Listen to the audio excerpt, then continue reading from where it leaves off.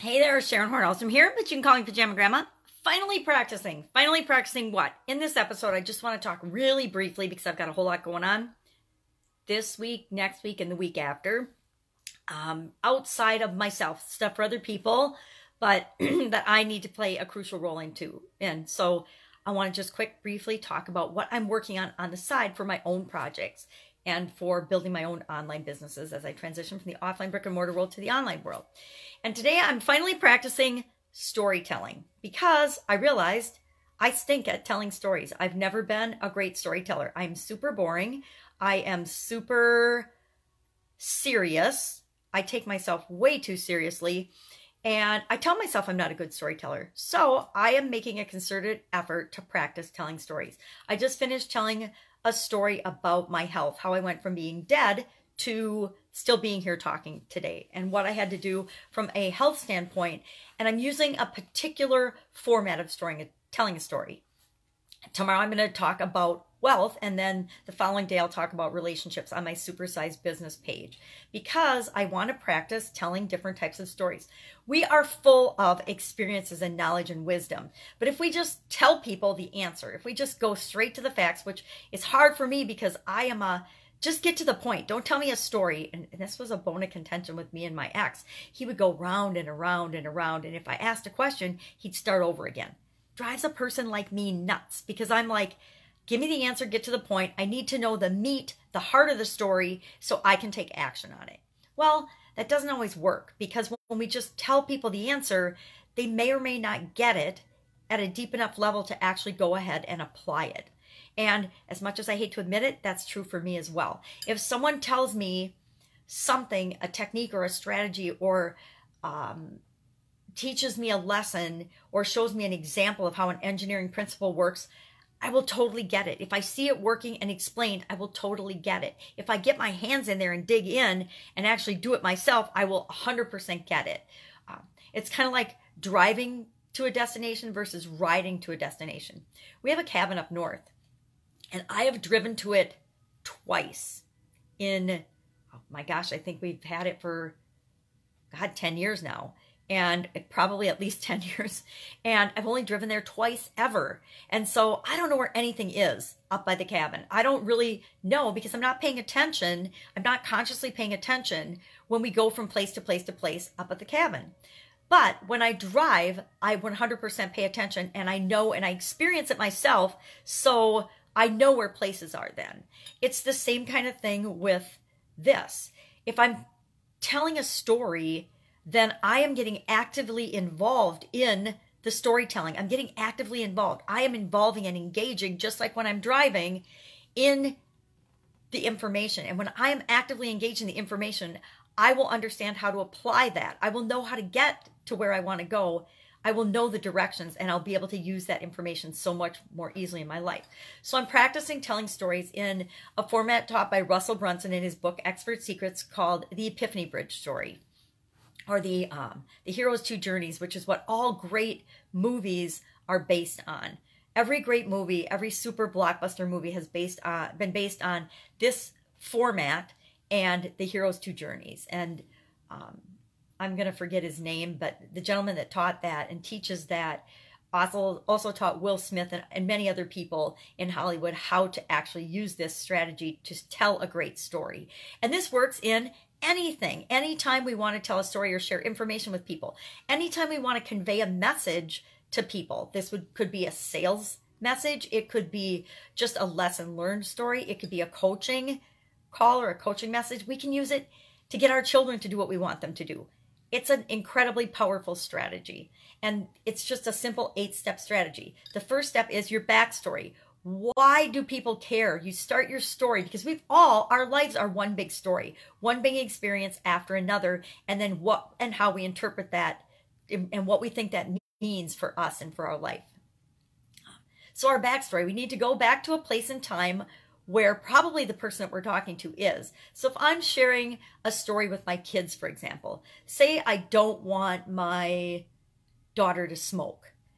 well, I never smoked, so it's hard for me to find a story, but I do have a story about smoking. The first and only time my girlfriends and I ever tried to smoke in high school. So I could go back to that backstory and share that story with her. So I need to go to a point in time that makes sense and is relevant to the person that I'm telling this story to. Then the second step is, what are my desires? What do I want? What did I want externally to achieve? And what did I want internally to achieve? So in the I don't want my daughter to smoke story, I would go back and tell her about my first experience smoking.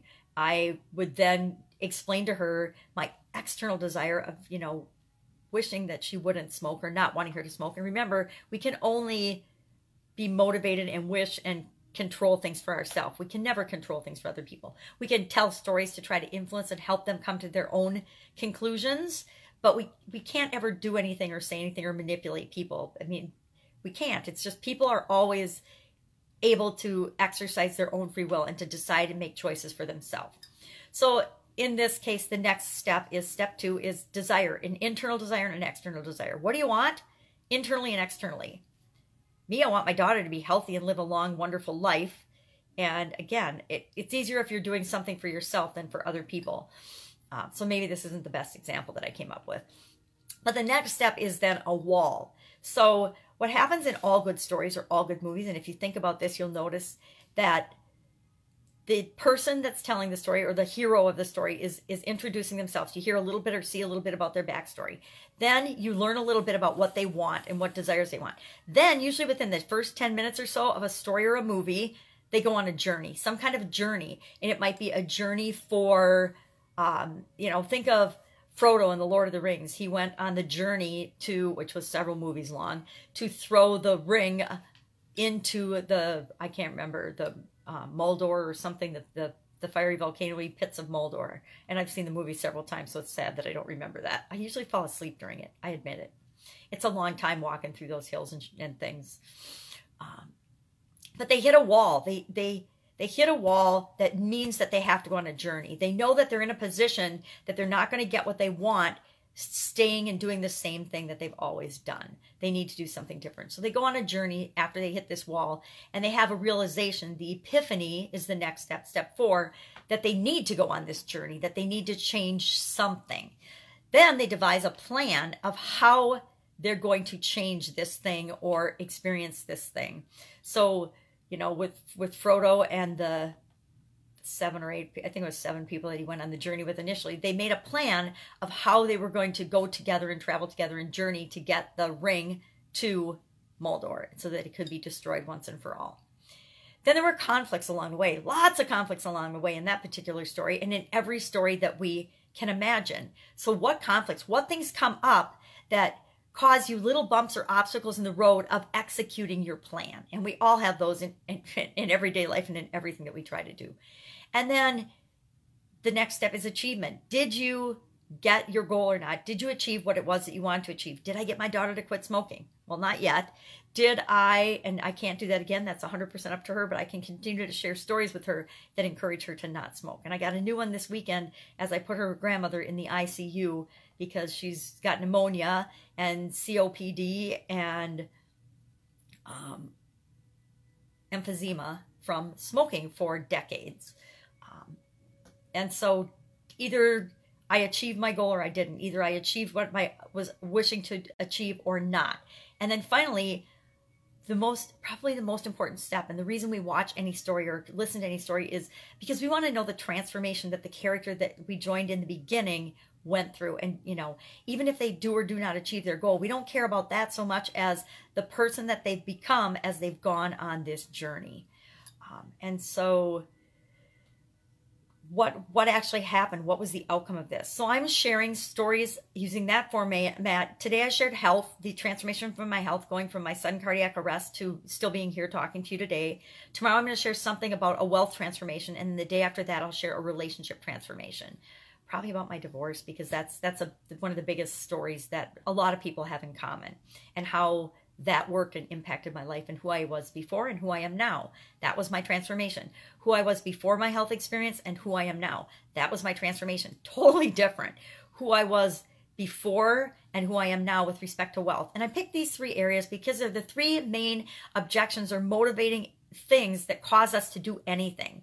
We do things because of our health, our wealth, and our relationships. How we think those things will be impacted. That's how we make the vast majority of our decisions and choices. And then status, how we feel about ourselves as well. But health, wealth, and relationships is closely tied to how we feel about ourselves. So I am practicing, and I'll tell you, it's super duper hard for me. I totally suck at it. And I know I suck at it, and that's why I have to practice. So bear with me as I work to get better at sharing stories and coming up with examples and understanding how the people that I'm talking to, you, will benefit from me sharing my stories in a way that is powerful and impactful to you, not in a way that I just cut to the point and cut to the chase and want to hear a story, or I just want the answer. So many of us, and I know I'm not alone in this, so many of us just want the answer, but we forget that by just wanting the answer, that's why the vast majority of people don't implement and take action on the things that they know. There is so much information in the world right now. There's anything and everything you would possibly imagine ever wanting to know how to do, you can find out how to do. There's YouTube, there's Google, there's the internet, there's anything that we can imagine doing, someone else has probably already done before. And even if it's a twist and unique, we can still learn parts of that from other people and other things and other situations. The information's out there. But if we don't get the information in a way that works for us so that we can assimilate that information and use it, it's just a lot of noise.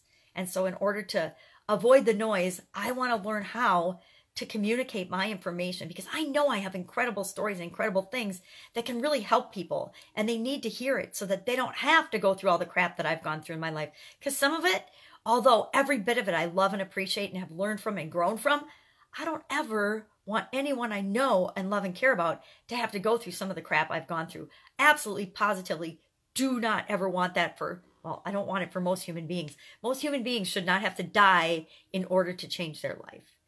And if I can save and share my story in a way that helps even just one person to prevent that and get off that treadmill, that hamster wheel of massive stress and massive action that is going in the wrong direction and doesn't feed their soul, then I will have fulfilled my intention and my purpose by learning to be a better storyteller. That's it. Go out, make it a fantastic day. I'm going to tell you another story tomorrow, and I'm going to keep telling stories till I get good at it and I feel comfortable doing it. And I encourage you to do the same. Find ways to communicate with other people to enhance your relationships and make the world a better place, because in the end, we're here to experience this life as only we uniquely can and share that with other people, because the more we are our authentic selves, the more you be you, the more you give permission to everybody else around you to be themselves too. And that is ultimately our deepest, most heartfelt desire, is to just be ourselves and experience this world and love ourselves and love one another. That's it. I'll catch you tomorrow.